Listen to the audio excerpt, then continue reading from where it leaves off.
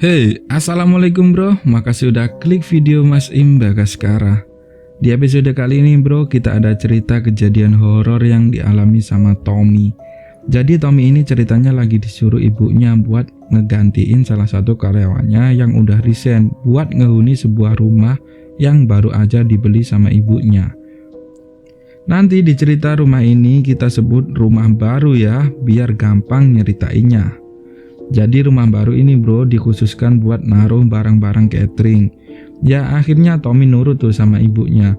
Dan malam harinya Tommy tinggal di rumah. Tapi bro, baru aja sejam nempati rumah baru itu, Tommy sudah kena teror yang mengerikan, yang ngebuat Tommy harus ngungsi ke pos satpam. Batin si Tommy, pantesan si Arif sampai resign, orang penghuninya mengerikan. Penasaran dengan ceritanya?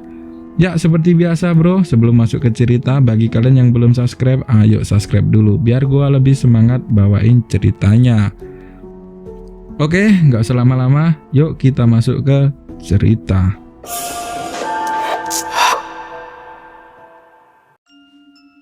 Ya bro, jadi sebelumnya Tommy nempati rumah baru, ada yang lebih dulu nempati, yaitu karyawan ibunya, namanya Arif. Jadi si Arif ini anak rantau yang udah kerja ikut ibunya dari awal ibunya buka usaha catering. Karena usaha catering ini berkembang pesat bro, ibunya beli sebuah rumah besar yang lokasinya ada di dalam perumahan.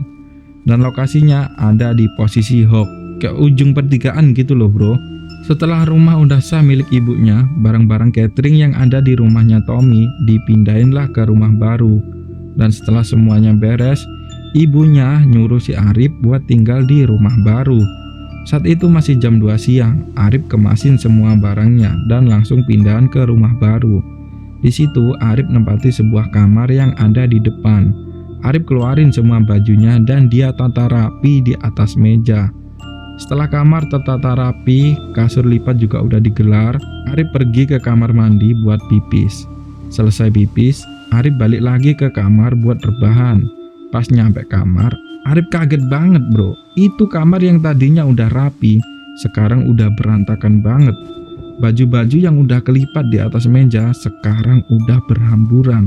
Kasur udah malang melintang dan mejanya udah kebalik bro. Pikir si Arif, wah jangan-jangan ada maling nih. Arif langsung keluar rumah bawa bongkahan kayu. Dia puterin tuh setiap detail rumah, dia puterin tuh rumah, tapi keadaannya baik-baik aja. Setelah muterin rumah, Arif periksa kamar yang ada di situ. Jangan-jangan malingnya ngumpet di salah satu kamar.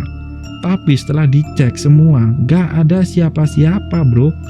Dan pas Arif ke belakang, Arif lihat ada sosok rambut panjang, pakai daster motif bunga, sedang jalan ke arah sumur.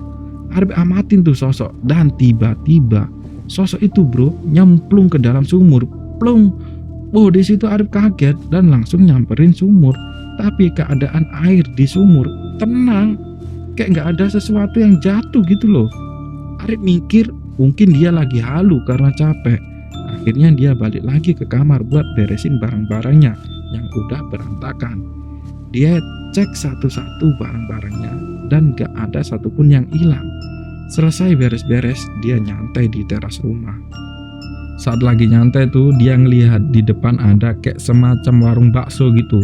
Dia akhirnya pergi ke situ buat makan.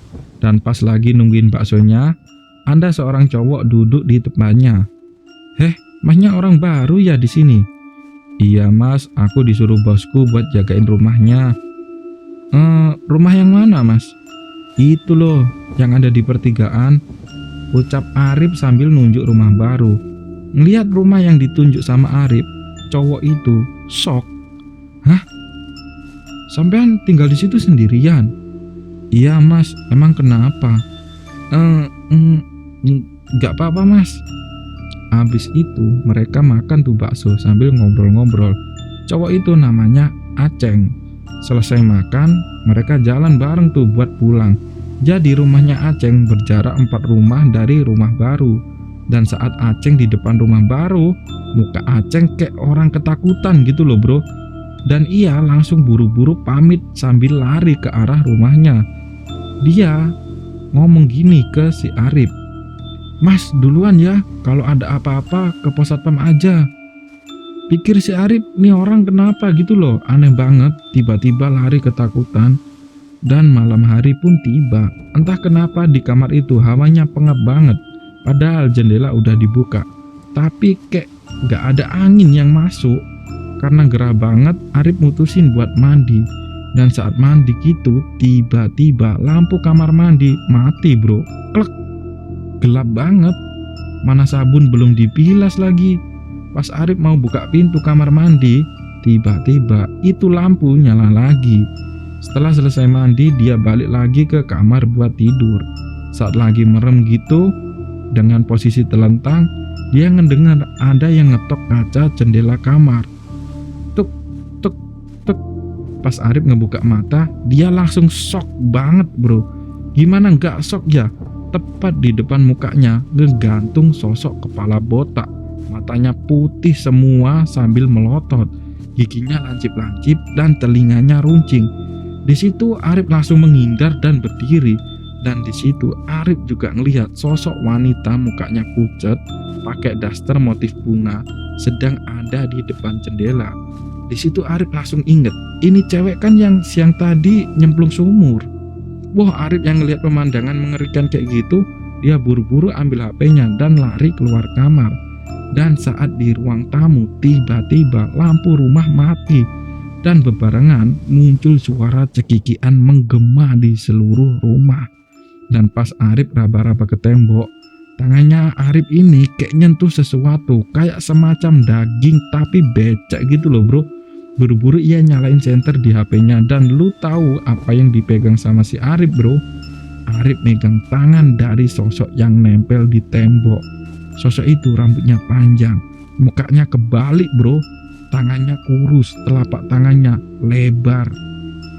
Di situ buru-buru Arif keluar rumah dan sempet-sempetnya dia ngeslot pagar dulu yang otomatis dia ngelihat ke dalam rumah. Wow, di situ Arif ngelihat di depan pintu, dia ngelihat ada perempuan pakai daster motif bunga, mukanya pucat, sedang menyeringai ke arahnya.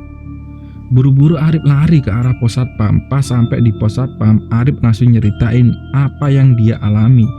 Di situ salah satu satpam yang udah sepuh bilang kalau rumah itu udah kosong 2 tahun. Ada beberapa yang ngontrak di situ, tapi nggak ada yang betah karena sering digangguin. Ya larinya mesti ke pos satpam. Di situ Arif disuruh tidur dulu di pos satpam dan esok paginya Arif langsung nemuin ibunya Tommy buat ngajuin resign. Di situ ibunya Tommy nggak percaya dengan ceritanya si Arif, tapi Arif kekeh buat resign. Dan setelah Arif resign, giliran Tommy yang disuruh jaga rumah baru. Sore itu Tommy ngajak temennya buat nemenin buat jaga rumah baru. Nama temennya adalah Bayu. Dan setelah tiba, Tommy nempati kamar yang dipakai Arif karena cuman itu kamar yang paling cocok karena ada jendelanya gitu loh bro. Saat Tommy lagi keliling ngeliat keadaan rumah, ada cowok nyamperin Tommy. Dia nanyain keadaannya si Arif. Di sini lo tahu kan siapa dia? Ya, cowok itu adalah si Aceng. Tommy jelasin kalau si Arif udah resign dan sekarang ganti dia yang jaga rumah baru. Dan si Aceng lagi-lagi bilang, kalau ada apa-apa lari aja ke pos satpam. Saat itu pikir Tommy, ini orang gila atau kenapa gitu loh. Baru kenal udah ngomong kayak gitu. Di situ Tommy cuma jawab iya aja. Setelah Aceng pergi, dia balik ke kamar. Di situ si Bayu bilang kalau dia ini habis ngelihat bayangan sosok cewek di dekat sumur.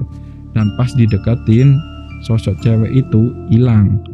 Di situ Bayu ngomong ke si Tommy, Tom, kayaknya ada yang salah dah sama rumah ini. Apanya yang salah? Otak lu yang salah. Beneran Tom, hawa rumah ini beda. Di situ Tommy mengiyakan karena hawa di luar ini dingin, tapi di kamar yang mereka tempati pengap. Padahal jendela udah dibuka lebar bro.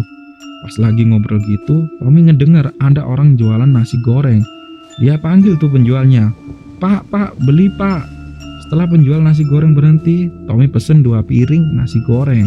Setelah nasi goreng jadi, dia bawa tuh 2 piring nasi goreng ke dalam kamar. Pas selesai makan dan bayar, Tommy tanya tuh, berapa pak? 30.000 mas. Hah? Emang seporsi berapa? Seporsi 10.000 mas. kan mas pesen 3 porsi. Bentar pak, kan tadi cuman pesen 2 porsi. Di situ bapaknya jelasin ke Tommy, tadi Tommy kan pesen 2 piring, dan setelah Tommy masuk ke rumah, ada cewek keluar dari rumah pesen 1 piring lagi. Ngedenger itu Tommy makin bingung dong. Hah, cewek? Kita di rumah ini cuman berdua doang pak, dan semuanya cowok, gak ada cewek. Di situ si bapak penjual nasi goreng nunjukin 1 piring kotor, dan dari raut muka si bapak itu gak nunjukin kalau bapak itu bohong bro. Ya akhirnya Tommy bayar tuh 3 piring nasi goreng. Pas Tommy mau masuk ke dalam rumah, si bapak bilang, "Hah, itu mas mbaknya yang mesen tadi." Si bapak itu nunjuk ke dalam kamar yang Tommy tempati, dan sekilas Tommy juga ngelihat di dalam kamar ada cewek berdiri di depan jendela. Di situ Tommy buru-buru masuk, dan pas udah masuk, Tommy cuma ngelihat si Bayu lagi main HP sendirian. Dia nggak ngelihat ada cewek. Tommy langsung tanya tuh ke si Bayu, "Lu lihat cewek nggak?" "Cewek apaan? Sumpah tadi gua lihat cewek di situ." "Lu yang bener Tom, tuh kan ada cewek. Gue bilang juga apa, nih rumah nggak bener Tom." Di situ Bayu ngajak pulang, tapi Tommy masih pingin bertahan. Oke lah, setelah sepakat mereka mutusin tuh buat tidur di kamar. Saat Tommy udah mau tidur dan posisi antara sadar dan gak sadar, tiba-tiba ada cewek dengan daster motif bunga nindiin badannya Tommy. Dan cewek itu nyekek lehernya Tommy bro, sambil bilang, "Mati, mati, woi mati." Di situ Tommy ngeluarin sisa tenaganya buat berontak, dan akhirnya tangan cewek itu terlepas. Tommy terbangun sambil ngos-ngosan. Di situ Tommy ngerasain kalau lehernya sakit banget, kayak beneran dicekek gitu loh. Dan saat Tommy bangun, Bayu juga bangun sambil megangin lehernya. Mereka berdua tanpa ngomong langsung ngemasin barang-barangnya dan keluar dari rumah itu. Saat Bayu ngeluarin motornya, Bayu ngeliat ada cewek yang tadi nyekek dia berdiri di ujung rumah. Buru-buru dia keluarin motornya sambil teriak, "Tom, bantuin gue, cepet Tom, cepet." Tommy bantuin tuh buat narik motornya Bayu. Setelah keluar, mereka langsung buru-buru ke pos satpam. Dan sesampai di pos satpam, mereka langsung duduk, badan udah keringetan, nafas ngos-ngosan, leher juga sakit. Ngelihat 2 pemuda lagi ngos-ngosan, salah satu satpam tanya, "Mereka ini siapa? Malam-malam kok di sini?" gitu loh. Di situ Tommy jelasin kalau dia ini disuruh ibunya buat jaga di rumah baru. Ngedenger itu si satpam bilang, "Lah, masnya yang kemarin kemana? Kalau nggak salah namanya Arif ya?" "Oh, si Arif udah resign pak." Dan di situ si satpam ngejelasin kalau si Arif kemarin juga digangguin sampai dia tidur di pos satpam. Di sini tiba-tiba si Bayu nyeletuk, "Tuh kan gua bilang juga apa, itu rumahmu ada yang salah Tom." Batin si Tommy, pantesan aja si Arif resign, orang gangguannya kayak gitu. Esok paginya Tommy bilang ke ibunya kalau dia udah gak mau lagi jaga di rumah baru. Tommy jelasin tuh semuanya, tapi ibunya masih gak percaya. Meskipun ibunya gak percaya, Tommy tetap kekeh kalau gak mau lagi jaga di rumah baru. Selesai ngomong sama ibunya, Tommy telepon si Arif. Di situ Arif nyeritain pengalaman horornya saat tinggal di rumah baru. Ceritanya seperti yang gua ceritain di awal bro.